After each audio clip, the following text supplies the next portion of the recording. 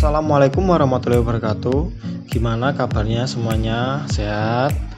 Alhamdulillah, kembali lagi dengan saya Sarizal Hidayat yang akan menerangkan tentang pelestarian hewan dan tumbuhan. Indonesia memiliki keanekaragaman makhluk hidup yang tinggi.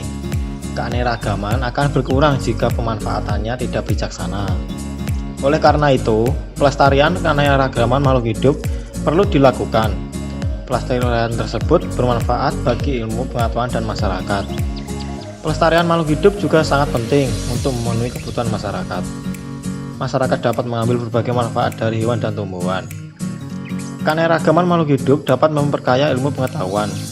Jenis hewan dan tumbuhan yang dipelajari semakin banyak. Dengan demikian, ilmu pengetahuan menjadi semakin luas. Masyarakat pun dapat belajar secara langsung dari alam. Keanekaragaman jenis makhluk hidup juga menambah kekayaan bangsa. Berikut ini adalah contoh melestarikan hewan dan tumbuhan. Jenis-jenis hewan yang perlu dilindungi antara lain, yang pertama, harimau Sumatera. Harimau Sumatera merupakan jenis harimau terakhir yang ada di Indonesia. Harimau Sumatera jumlahnya semakin sedikit karena terus-menerus diburu. Hal ini tidak lepas karena adanya banyak permintaan kulit harimau yang banyak. Kulit harimau dimanfaatkan untuk keperluan seperti tas, sepatu, ataupun pakaian, dan cindera mata. Hal itu akan menyebabkan harimau akan semakin sedikit jumlahnya dan menjadi punah jika tidak ada solusi mengatasi perubahan tersebut. Yang kedua adalah orangutan. Orangutan adalah hewan khas Indonesia yang hidup di hutan-hutan yang ada di Pulau Sumatera dan Pulau Kalimantan. Jumlah orangutan di Indonesia semakin sedikit. Hal ini terancam mulai punah akibat dari aktivitas manusia. Banyak orangutan yang diburu oleh manusia dan banyak juga tempat hidupnya yang sudah dirusak oleh aktivitas manusia. Yang ketiga adalah komodo. Komodo adalah kadal terbesar di dunia. Komodo hanya ada di Indonesia, tepatnya di Kepulauan Flores, terutama hidup di Kepulauan Komodo. Komodo ini membutuhkan waktu 5 tahun untuk bisa mencapai panjang hingga 2 meter. Komodo adalah hewan yang ada hanya di Indonesia dan tergolong sebagai hewan dilindungi. Yang keempat, gajah Sumatera. Gajah Sumatera adalah subspesies gajah Sia yang hanya ada di Pulau Sumatera. Postur gajah Sumatera lebih kecil daripada subspesies gajah India.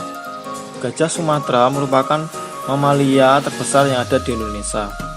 Berat gajah Sumatera sekitar 6 ton dan tinggi bahu 3,5 meter. Gajah Sumatera dapat berumur hingga 60 tahun. Populasi gajah Sumatera di alam liar saat ini hanya sekitar 2000 sampai 2700 ekor. Penurunan jumlah populasi ini disebabkan oleh perburuan liar untuk mengambil gading gajah dan juga penurunan luas habitat hutan yang beralih fungsi menjadi perkebunan sawit. Yang terakhir, yaitu yang kelima, burung cendrawasih. Burung yang menjadi maskot Papua ini memang memiliki keindahan dengan warna bulu yang dimilikinya. Warna bulu burung cendrawasih yang mencolok biasanya merupakan kombinasi beberapa warna yang lain seperti hitam, coklat, oranye, kuning, putih, biru, merah, hijau, dan ungu. Burung ini semakin molek dengan keberadaan bulu manjang dan unik yang tumbuh dari paruh, sayap, atau kepalanya. Namun, burung cendrawasih yang memiliki warna bulu yang indah dan mencolok hanya dimiliki oleh pejantan. Berikut adalah jenis-jenis tumbuhan yang perlu dilindungi. Yang pertama, bunga bangkai. Bunga bangkai atau suweng dalam bahasa lokal untuk jenis vegetatif.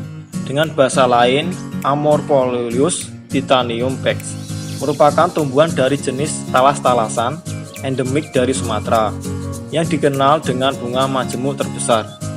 Dinamakan bunga bangkai karena bunga ini mengeluarkan aroma bau busuk. Aroma busuk tersebut digunakan untuk menarik serangga, kumbang, atau lalat untuk menyerbui bunga. Yang kedua, kantong semar.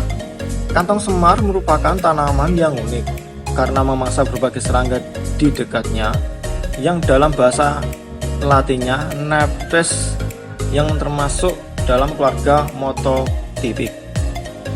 Terdiri dari 130 spesies, habitat dengan spesies terbanyak berada di Pulau Kalimantan dan Sumatera. Kantong semar merupakan tanaman yang karakter sangat unik, karena tidak memiliki tanaman lainnya yang memproduksi makanannya sendiri. Tanaman ini malah memangsa berbagai serangga di dekatnya. Tumbuhan Kamrifora ini keberadaannya semakin susah untuk ditemui, sehingga harus banyak dibudidayakan agar tidak punah. Kantong semar memakan serangga dengan cara membuka kantongnya, sehingga menarik serangga untuk mendekat. Ketika serangga tersebut masuk, maka kantong akan menutup dan mulai mencerna serangga tersebut menjadi makanan. Yang ketiga, cendana. Cendana atau cendana wangi merupakan pohon penghasil kayu cendana dan minyak cendana. Kayunya digunakan sebagai rempah-rempah, bahan dupa, aromaterapi, campuran parfum, dan wangi-wangian lainnya.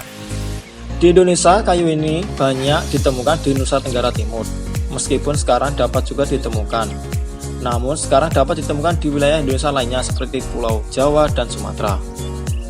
Yang keempat, Rafflesia arnoldii. Bunga raksasa, dalam bahasa Latin Rafflesia merupakan tumbuhan parasit yang terkenal karena ukuran bunga yang besar, bahkan merupakan bunga terbesar di dunia. Bunga ini tumbuh di jaringan merambat dan tidak memiliki daun, sehingga tumbuhan ini tidak mampu berfotosintesis. Bunga ini pertama kali ditemukan pada tahun 1818 di hutan tropis Bengkulu, Sumatera, di dekat Sungai Mana, Lubuk Tapi, Kabupaten Bengkulu Selatan, oleh seorang komandoi dari Indonesia yang bekerja untuk Dr. Joseph Arnold, dan dinamai berdasarkan nama Thomas Sefton Rhodes, pemimpin ekspedisi itu. Yang terakhir adalah anggrek hitam. Anggrek hitam atau disebut nama latinnya yaitu Celeogi panaruta. Seperti namanya, memiliki ciri khas pada bunganya yang merupakan lidah atau lambellum warna hitam. Anggrek langka ini dalam bahasa Inggris dikatakan sebagai black orange. Sedang di Kalimantan Timur, anggrek hitam yang langka ini memiliki nama lokal yaitu Crisix luai. Upaya pelestarian hewan dan tumbuhan ada dua. Yang pertama, pelestarian in situ, dilakukan di tempat asli hewan atau tumbuhan. Contoh, Swaka Marga Satwa, hutan lindung, taman nasional. Yang kedua, pelestarian ex situ, dilakukan di luar tempat tinggal aslinya. Contoh, kebun binatang, taman safari, kebun binatang, dan penangkaran. Berikut ini adalah contoh-contoh latihan soal tentang pelestarian hewan dan tumbuhan.